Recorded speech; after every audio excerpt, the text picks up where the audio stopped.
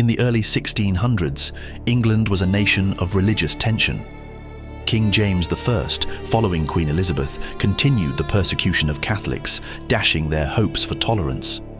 This climate of fear and oppression bred desperation, and from that desperation, a monstrous plot was born.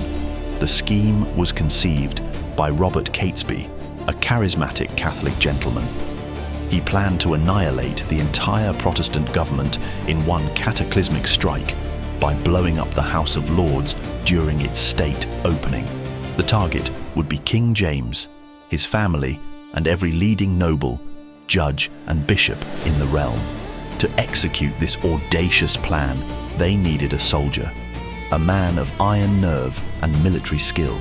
They found him in Guy Fawkes, a Yorkshireman and expert in gunpowder who had fought abroad.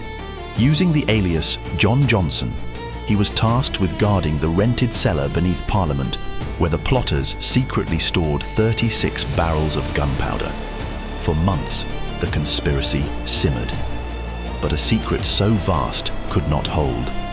An anonymous letter of warning was sent to Lord Monteagle, urging him to stay away from Parliament on the 5th of November.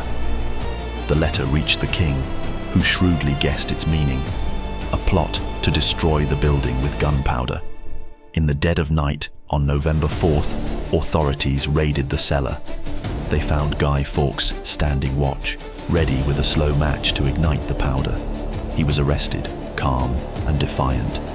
The gunpowder treason had been foiled at the very last moment. Taken to the Tower of London, Fawkes endured brutal torture. He held his silence for days, but his body eventually broke. Under the rack, he confessed and revealed the names of his co-conspirators, who were hunted down and killed in a final stand. The government made an example of the traitors. Guy Fawkes was sentenced to be hanged, drawn, and quartered.